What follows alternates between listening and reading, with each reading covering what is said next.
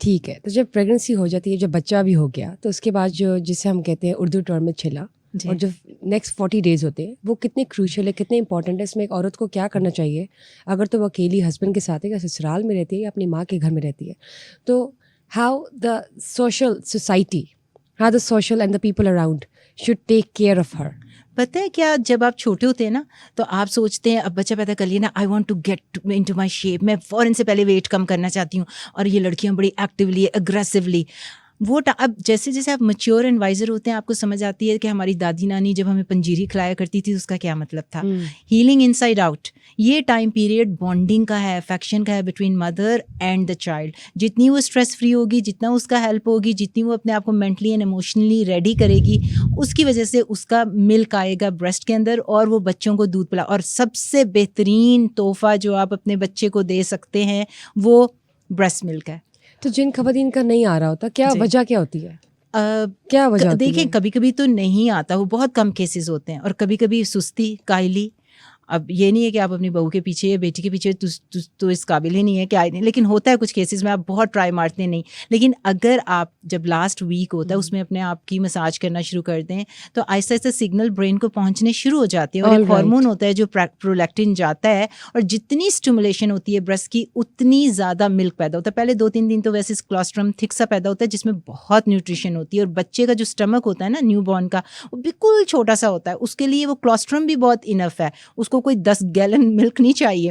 اور وہی time period ہوتا ہے جب بچہ لیچ کرنا سیکھتا ہے, اور وہی ٹائم پیریڈ ہوتا ہے جب ماں کو تکلیف ہو رہی ہوتی ہے اور وہ اس کو بائٹ کرتا ہے, اور پھر کچھ عرصے میں آپ کہتے ہیں ملک نہیں آ رہا اور بڑی تکلیف ہو رہی ہے. اگر وہ ٹائم پیریڈ آپ گزار لو نا تو آپ کی زندگی آسان ہو جاتی ہے. لیکن میجورٹی جو ہے وہ تکلیف کی وجہ سے یا اس ایفرٹ کی وجہ سے جو وقتی ایفرٹ ہو رہی ہے, وہ کہتے ہیں باٹل پلا دو, باٹل پلا دو. اور کبھی کبھی یس میڈیکل ریزن ہوتی ہیں کہ بچے کو چاہیے ہوتا ہے, اس کو جانڈس ہو جاتا ہے, تو ہم خود ایز اے ڈاکٹر کہتے ہیں کہ اس کو گین کرنا ہے ویٹ, یا اس کا ویٹ کم ہے تو ہم کہتے ہیں وہ میڈیکل ریزنس ہیں. لیکن اگر کوئی میڈیکل ریزنس نہیں ہے تو سب سے بہترین تحفہ ماں کو, اور بانڈنگ کریٹ ہوتی ہے بہت زیادہ بچے کی, اور اس کو انفیکشنس کم ہوتے ہیں, اس کی امیونٹی زیادہ ہوتی ہے. اور باہر کے ملکوں میں تو جتنا بریسٹ ملک کو پروموٹ کیا جاتا ہے کسی اور کو چیز کو, اور ہمارے کہتے ہیں نا 2 سال ایبسلیوٹلی. ایک اور بات, جیسے جیسے آپ میچیور اینڈ وائزر ہوتے ہیں آپ کو پتہ چلتا ہے کہ ہماری کتاب میں قرآن مجید میں جو چیزیں لکھی ہیں اس کے پیچھے سائنس نہیں لکھی ہوتی, ایکچولی وہ ساری سائنس ہے.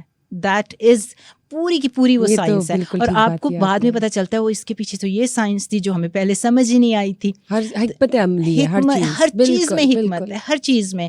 تو گوئنگ بیک ٹو دیٹ کہ کتنی سپورٹ چاہیے ہوتی ہے, یہ وہ ٹائم پیریڈ ہے بھائی آپ کو سپورٹ چاہیے, آپ کو ایموشنل سپورٹ چاہیے, کیونکہ اس ٹائم پیریڈ میں اگر آپ کا سپورٹ سسٹم اچھا نہیں ہوگا تو آپ کو ڈپریشن ہو سکتے ہیں, بلوز ہو سکتے ہیں, سائیکوسس ہو سکتا ہے, اور باپ کو بھی سپورٹ چاہیے ہوتا ہے, اس کو بھی پیٹرنل ڈپریشن ہو جاتا ہے. تو آپ as a unit of family جو ہے نا, تمام رشتے دار, آپ کے ماں باپ, جو بچے جو صحت مند ہیں, ان کو چاہیے کہ آگے آ کے بڑھ کے. اور اس میں بڑا کامن ہوتا ہے, ماں کہتی ہے مجھے نیند نہیں سونے دے رہے کیونکہ میں بچے کو دودھ پلاتی ہوں ہر 2 گھنٹے بعد, تو میں سوؤں کب, میں فٹیگڈ ہوں. اس کی وجہ سے سب سے پہلے اس لیے میں کہتی ہوں کہ اپنی ایکسرسائز کریں, آپ پورا ہیلدی رکھیں, فٹنس میں ہونا چاہیے. کریش ڈائٹ کر کے جو لڑکیاں وزن کم کر لیتی ہیں بعد میں پریگنینسی میں بھی ان کو ایشو ہوتا ہے, ان کے اندر نیوٹریشنل ڈیفیشنسیز ہوتی ہیں, ان کے اندر کسی نہ کسی چیز کی انیمیا ہوتا ہے, آئرن کی کمی ہوتی ہے, تو بعد میں وہ اپنے آپ کو کیا سنبھالیں گے, کسی کو کیا سنبھالنا ہے. انہوں نے شروع میں ریڈی ہوں پریگنینسی کے لیے, ہیلدی وائٹامن سپلیمنٹ پہلے لینا شروع کریں, ایکسرسائز پہلے کرنا شروع کریں.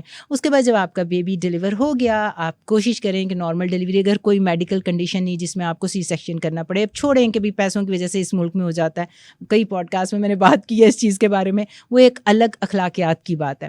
لیکن اگر نارمل ڈیلیوری ہو جاتی ہے اس کے بعد جو ہے آپ کے موڈ سوئنگز ہوں گے, آپ کو رونا دھونا, آپ کو لگے گا کہ میں نارمل نہیں ہوں, which is normal, nothing to وری.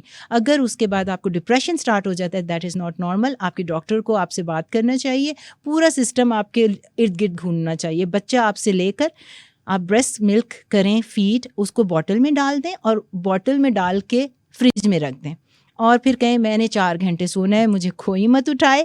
جو بوٹل میں آپ ہی کا ملک ہے, تو بچے کو بریسٹ ملک ہی مل رہا ہے, وہ آپ کا رشتہ دار, امی دادی جو بھی ہیں, میاں, وہ اس بچے کو پلا دے. اور ڈائپر چینج کرو بھائی, اس کو تھوڑی دیر کے لیے بخش دو, ڈائپر اور ایسے تمام ہیلپ ان کو کرنے چاہیے. مجھے یہ بتائیں, آپ نے بات کی بریسٹ ملک کی, تو اگر 2-3 دن کا گیپ آ جاتا ہے تو اس سے کیا دودھ آنا ختم ہو جاتا ہے؟ کم ہو جاتا یہ ہے، مت ہے یا بالکل ختم نہیں ہوگا لیکن کم ہو جائے گا، لیکن وہ دوبارہ کنٹینیو کر سکتے ہیں، کنٹینیو کر سکتے ہیں. لیکن دیکھیں نا وہی بات ہوئی کہ یہ ریفلیکس ہوتا ہے. ریفلیکس کا مطلب ہوتا ہے کہ جس چیز کو جتنا چھیڑا جائے گا اتنا وہاں سے ملک پروڈیوس ہوگا. آپ کا جو سگنل برین کو جا رہا ہے نا وہ کہاں سے جا رہا ہے؟ اسٹیمولیشن آف بریسٹ سے. اسٹیمولیٹ کون کر رہا ہے؟ بچہ اپنے ماؤتھ سے کر رہا ہے، جب لیچنگ جسے کہتے ہیں. اگر بچے کو آپ لیچ نہیں کریں گے تو اسٹیمولیٹ نہیں ہوگا. اگر بچہ نہیں کر سکتا فار میڈیکل ریزن، بچے کو نیکیو میں رکھا ہوا ہے انٹینسیو کیئر میں یا کوئی بھی مسئلہ ہو گیا، تو پمپ، بریسٹ پمپ یوز کیجیے، اس کو اسٹیمولیٹ کرتے رہیں. اگر بریسٹ پمپ نہیں کریں گے کوئی اسٹیمولیشن نہیں ہوگی. اور ساتھ وارم کمپریشن جسے گرم ٹکور جسے کہتے ہیں وہ کمپریشن رکھیں تاکہ اسٹیمولیٹ ہوتا رہے.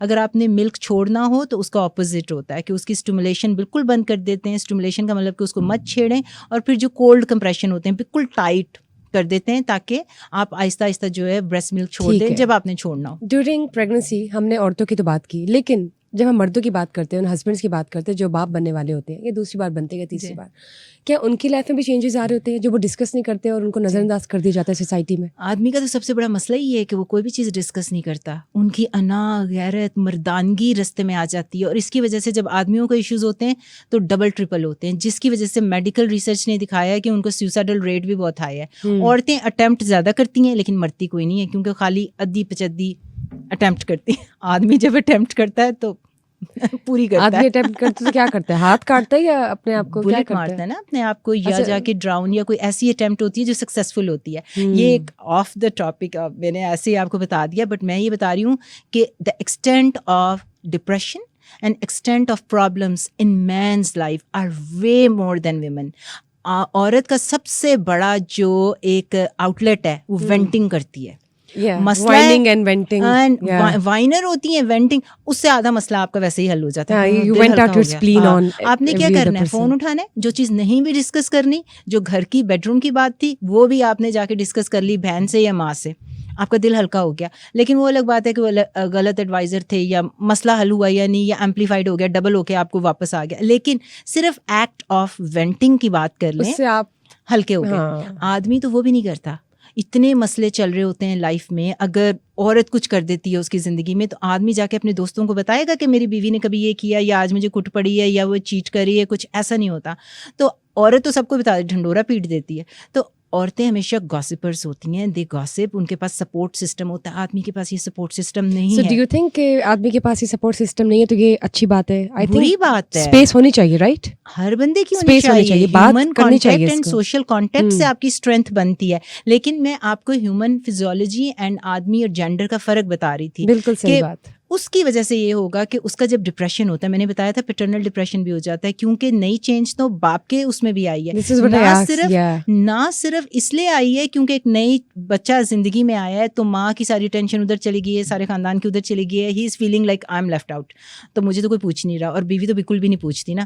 تو اس کے ساتھ ساتھ اس کے اوپر فائنینشیل ڈیزاسٹر، اتنا بڑا برڈن آ جاتا ہے. جب آپ کے پاس فائنینشیل برڈن آ جاتا ہے اور آپ فائنینشیلی اتنے اسٹرانگ نہیں ہیں، جو کہ میجورٹی آج کل پاکستان میں اسٹرگلنگ ہے، تو اس کے بعد وہ یہ بھی نہیں کہہ سکتا کہ اب جو ہے بچے کو میں نے کہاں سے افورڈ کرنا ہے، کیا کرنا ہے. ہاتھ پاؤں ہی مار رہے ہیں نا سارے آج کل. تو اس کی وجہ سے ڈپریشن ایگزیسربیٹ، مطلب کہ زیادہ ہو جاتی ہے.